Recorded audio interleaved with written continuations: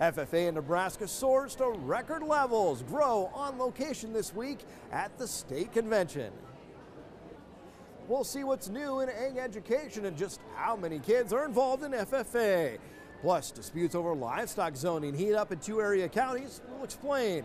And if the president wants to put America first, farmers say ethanol fits the bill. It's time to grow.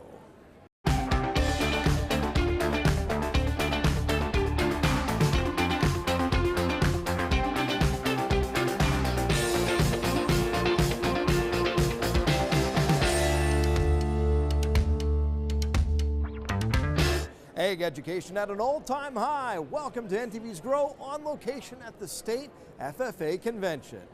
Currently, 176 Nebraska schools offer agricultural education and FFA, with more schools planning to add programs in the fall. FFA membership has peaked at an all-time high of more than 8,000 members, many of whom have spent the last couple of days in Lincoln. And if you add up all the students taking an egg class in Nebraska, it amounts to more than 13,000. Much more on FFA Convention coming up later on in the program. Now to the news as Adams County approves a feedlot after neighbors object. The Kissinger feedlot near Glenville received approval for a 5,000 head expansion, but not before many spoke out, complaining about the odor.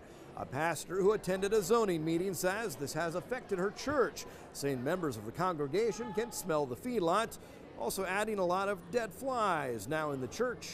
I can tell you from living there for 10 years, there is an unmistakable odor that reaches us on a frequent occasion. Some days not as bad as others. Some days it's so bad the dogs cry to go inside. Adams County has not adopted the new zoning matrix tool, but the applicants did use it voluntarily and scored well above the threshold needed to pass. County leaders say they're considering using that matrix to help decide where to allow animal feeding operations. Don't like the smell of cattle? Well, too bad. That's how one Grand Island area cattleman put it, as Hall County also looks at new zoning regulations. NTV's Rashida Kaba reports. A half mile is not far enough for anything that's over 1,000 head. Stay in town where you belong. This last windstorm, we got just covered with dirt out of the 2 feed yards. Those are just a few of the concerns that had committee members scratching their heads as to which direction they should go with livestock zoning in Hall County. With the new zoning proposals, it's forcing committee members to look at how far apart a residential property has to be from 1,000 or more livestock, and how many livestock a landowner can have before they have to apply for additional permits.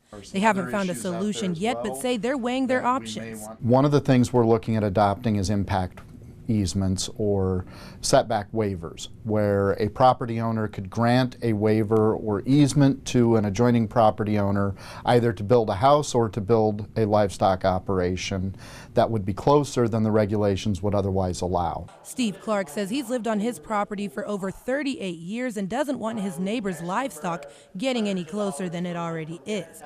Smell, flies, dirt. I mean, we get buried with flies every summer, or from now till November. But that's not all. He wants the rule to stay the same, which is a half mile between his residence and the 1,000 livestock. He says his neighbors have well above that number for the proximity, and making it closer than it already is won't help. If they change it to 3/8 of a mile, then they can go up to 3,000 head instead of 1,000 head. And it's been well documented that they've been up there and above that before this ever came up. Ironically, the neighbor he's referring to, Dick Hartman, who Clark says is an old friend who he actually sold the property to. Hartman says for those complaining about the current regulations, according to him, well, it's just too bad. There's a couple people that moved out in the country that should have stayed in town and don't like flies, don't like smell. And, you know, this county and this state of Nebraska has got to take a pretty hard look at the agriculture end of it. Recent rains bring relief, easing drought conditions across central and western Nebraska. NTV's Tara Gibbons has more. You know, it's kind of a ongoing thing. Nebraska farmers desperate for more rain. For the last quite a few years, it's been more dry years than wet years. And Darren Niemeyer says you never know what Mother Nature will bring, so it's always good to have a strategy. a plan ahead. I mean, some of the crops we grow or some of the practices that we use that kind of fight against drought. This past winter, he says he had a lot of issues with planting. When your wheat doesn't have snow cover on it and exposed to the elements, it's the cold temperatures can, actually kill a plant. Right now, we're looking at what they're considering abnormally dry. We'd probably be a little drier if we hadn't had that freezing rain this winter. Forecaster Julia Berg says recent spring showers could bring farmers the moisture they've been waiting for. We started getting the systems that would come through more routinely, and that's what we've had for the last couple of weeks, is at least some precipitation off and on. Now to policy news, as Nebraska Farm Bureau calls on President Trump to push Nebraska beef when he meets with China's president. Farm Bureau is hoping during President Trump's talks with the Chinese leader that he can begin the process of having the most populated country allow American beef inside its borders for the first time since 2003. Nebraska currently ranks first in commercial red meat production. President Trump has talked about the nation's trade deficit, and farm groups say agriculture is one area where we export more than we import. And if the president wants more balanced trade, increasing exports for agriculture would help. And if President Trump wants to end job-killing regulations on ethanol, producers say they've got a good idea where he should start. Fueling up with ethanol. 10% blends are common at the pump, but farmers say every car made in the last 16 years can burn higher blends, which would spike demand for the corn-powered product. To allow E15 to be sold and as normal gasoline. Moving forward with that, that's going to be a great move for us. E15, 15% ethanol blended with gasoline, has been held up by the EPA.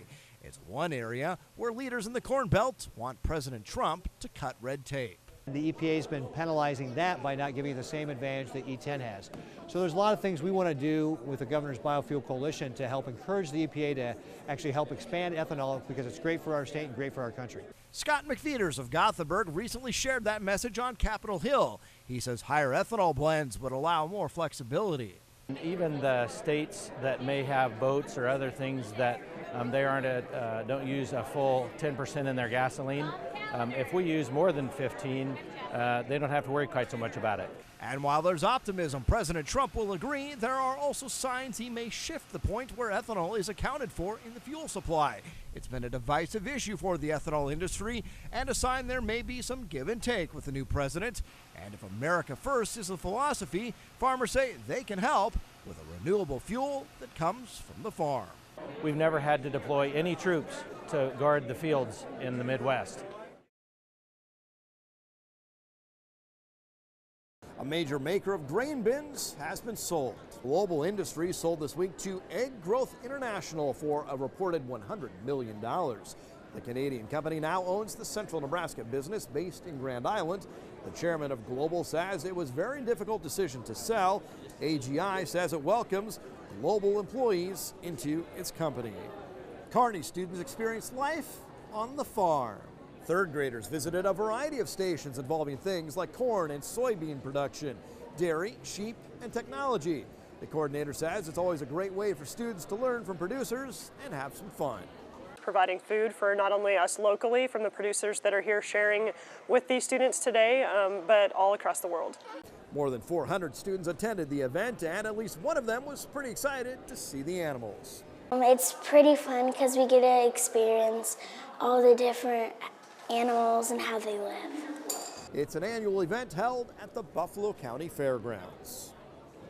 More from the State FFA Convention up next. Later, a look at the improvements on the drought map. Hi, we're the Imperial FFA chapter, and we're having fun at State Convention in Lincoln, Nebraska. I'm Grady Johnson from Holdridge, and I like being a part of FFA because I get to meet a lot of cool people and get a lot of cool opportunities that I wouldn't get anywhere else.